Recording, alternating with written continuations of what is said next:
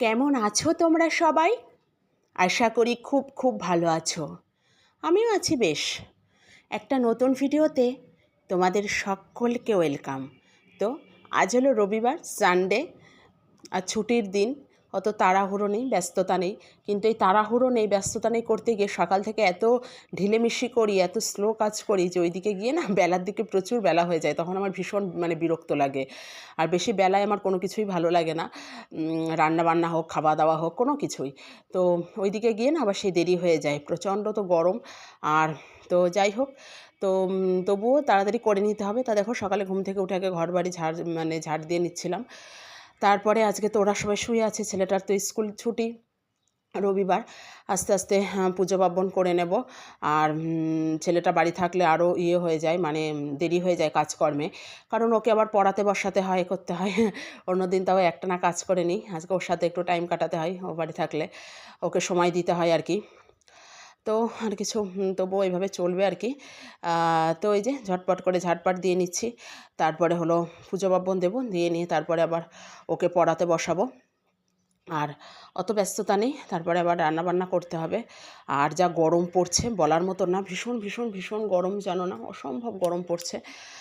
আর গরমে নাজেহাল অবস্থা, গরমে কিছু বলার নেই। আর হাওয়াটাও এই কদিন হচ্ছে না, জানো না, হাওয়াটাও বন্ধ হয়ে গিয়েছে। হাওয়া থাকলে আবার এতটা গরম লাগে না আমাদের এই সাইডটায়, কিন্তু হাওয়া একদমই নেই। আর সকাল উঠলেই এত রোদের তেজ, এত রোদের তেজ, বলার নেই কিছু, জানো না। দেখেছো সকালবেলায় কীরকম, এই 5:30 মতন বাজে, 5:30 পৌনে 6টা হবে, আর রোদ্দুর কি একবারে গা গা করছে। আর এই কদিন বলছে না ফুল একদম অল্প ফুটছে, কেন জানি না, অল্প 2-4টে জানো না ফুল ফুটছে। তা যাই হোক, যে কটা ফুটছে সে কটাই নিয়ে চলে আসবো। আর গাছের ফুল তবুও ওই কটা এনে ঠাকুরকে দেবো। এই যে মাঝে তো একদম অল্প ফুটছিল, এই আজ 2 দিন তাও 2-4টে ফুটেছে, তাও খুবই কম, জানি না কেন এত কম ফুল ফুটছে। আর রোদ্দুরের কথা তো আর বললামই না, ভীষণ গরম আর ভীষণ রোদ্দুর, ভালো লাগছে না গরমে কিচ্ছু, ভীষণ বাজে অবস্থা হয়ে যাচ্ছে একেবারে। আর এই সকালে উঠে না একবার উপর নিচ করা, সিঁড়ি ভাঙা আমার পা আর চলে না, অসম্ভব পা ব্যথা হয়ে যায়। একবারে নিচে যাওয়া, ঠাকুরকে ধূপ ধুনো দেখানো, আবার ছাদে যাওয়া, ফুল আনা, সিঁড়ি ভাঙা সকালে উঠে যে একটা কী কষ্টকর কাজ তার বলার মতন না। আর তবুও করতে হবে, যাদের যেমন পরিস্থিতি। তো যাই হোক, তারপরে এই যে এখানে ঠাকুর দেবতা সব জাগিয়ে নেব। তো আচ্ছা, সময় আছে, তাহলে চলো তোমার সাথে এটা একটু ভিডিও ক্লিপ তোমাদেরকে একটু দেখাই। আর এই যে সব ভগবানদের একে একে ঘুম থেকে তুলবো। তো এটা বেশ ভালো লাগে। আর সকালে উঠে বলি না, পুজো পার্বণ, ঠাকুর দেবতা, একটা মনটা একটা ফ্রেশ হয়ে যায়, একটা পজিটিভ ভাইব আসে, একটা সারাদিন একটা পজিটিভ এনার্জি পাওয়া যায় আর কি। আর ওই বাড়িতেও দেখি আমার মাকে বরাবরই সকালে উঠে আমাদেরও পুজো দেওয়া, ঘুম থেকে উঠে আগে আমার মা ঠাকুর পুজো দিয়ে নেয়, সেটা যত ভোরে হোক আর যত কাজে থাকুক না কেন, ঘুম থেকে উঠে আগে পুজো পার্বণ, তারপরে সব কিছু। আমার মাও পুজো দিয়ে তারপরে জলগ্রহণ করে।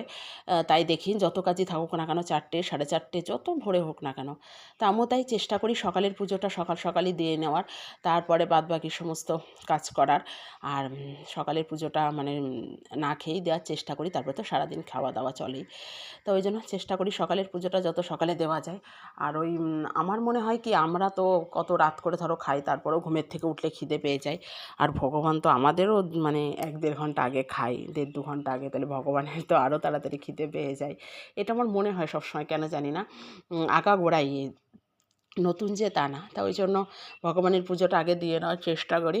তাই এই যে ঠাকুর দেবতার পুজো পার্বণ কমপ্লিট, এবার একটু চা টা নিয়ে বসবো। আর বসলে হবে না, এরপরে বিছানা তোলা থাকে, আর ছেলেটার সাথে বকতে হবে সারাদিন, ও বাড়ি। তাই এই যে তবুও চলে এইভাবে, জানো না।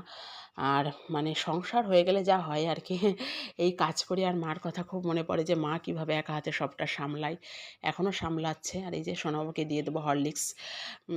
আর সংসারে যাতা করলে একেবারে পিষে যাওয়ার মতন অবস্থা। তো তার মাঝখানে রুটি টুটি সব করে নিয়েছিলাম, সেগুলো দেখাইনি। আর প্রথমে দেখলে আলু ভেজে নিলাম, আজ হবে মাংস, মাটন। আর তারপরে এখানে আলু ভাজি করে নেব, এটা আমাদের ওর বাবার জন্য নিরামিষ। আর এমনি ন্যাচারালি মাংসতে আমরা আলু দিই না, মুরগির মাংসতে তো দিই না, কারণ খাবার কেউ নেই, খাওয়ার লোক নেই। তা খাসির মাংসতে একটু দিই, না দিলে ভালো লাগে না। আর এটা হবে ধোকা, আজকে ধোকার ডালনা, সেটাই করে নেবো। এগুলো নিরামিষ, আর আমাদের তো নিরামিষ আমিষ সব 2 রকম পদই হয় আমাদের বাবার জন্য।